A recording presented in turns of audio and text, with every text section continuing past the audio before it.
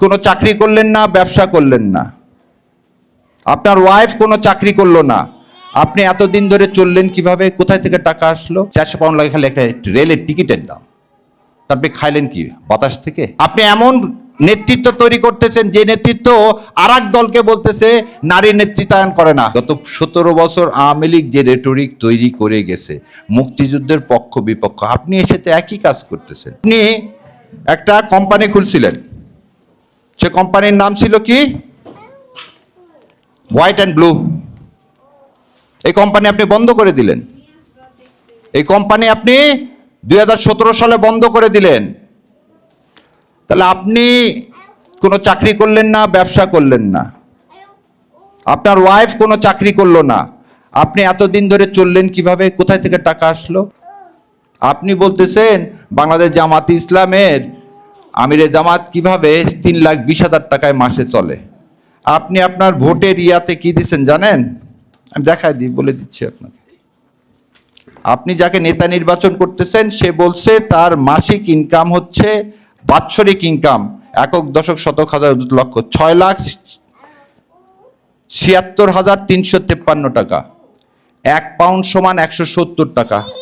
6 লাখকে যদি আপনি 170 টাকায় ভাগ দেন কত পাউন্ড আসে? 3,000 পাউন্ড। 3,000 পাউন্ডকে আপনি যদি 12 দিয়ে ভাগ দেন কত আসে? 400 পাউন্ড। 400 পাউন্ড লাগে খালি একটা রেলের টিকিটের দাম। তারপরে খাইলেন কি? বাতাস থেকে। তাহলে আপনি এমন নেতৃত্বকে নির্বাচন করতেছেন যে হলফনামা করে বলে দিচ্ছে অসত্য তথ্য। আপনি এমন নেতৃত্ব তৈরি করতেছেন যে নেতৃত্ব আর এক দলকে বলতেছে নারী নেতৃত্বায়ন করে না, আর আপনি নিজে নেতৃত্ব বিশ্বাস করেন না। কেন? সমস্যা কি? আর একটা বললেন কি? ধর্ম নিয়ে বাংলাদেশ জামাতে ইসলাম বিশ্বাস করে। 91 ভাগ তাহলে মুসলমান বিশ্বাস করে না ধর্ম? তাহলে 91 ভাগ এদেশের মানুষ মুসলমান না? 91 ভাগ মানুষ এদেশের মুসলমান না? এই রেটরিক গুলো তৈরি করে আপনি কি চাচ্ছেন? ভাগ করতে চাচ্ছেন। গত 17 বছর আওয়ামী লীগ যে রেটরিক তৈরি করে গেছে মুক্তিযুদ্ধের পক্ষ বিপক্ষ, আপনি এসে তো একই কাজ করতেছেন। তাহলে এই বয়ান কার? এটা কি হাদির স্বপ্ন ছিল? এটা কি 24-এ যারা শহীদ হয়েছে, রক্ত দিয়েছে, যাদের বিনিময়ে আজকে আমরা একটা নির্বাচন করতে যাচ্ছি, তাদের স্বপ্ন কি এটা ছিল? তাদের স্বপ্ন তো এটা ছিল না। তাহলে এই স্বপ্নকে সত্য করতে গেলে আপনাকে কি করতে হবে?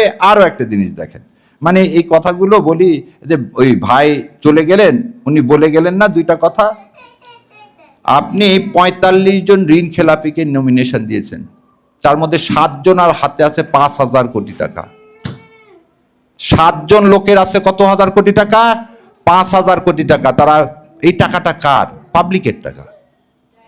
আজকে 3 জনার বলছে নির্বাচিত হলেও তাদের নমিনেশন ফলাফল কি করে স্থগিত রাখা হবে যতক্ষণ মামলা শেষ না হবে।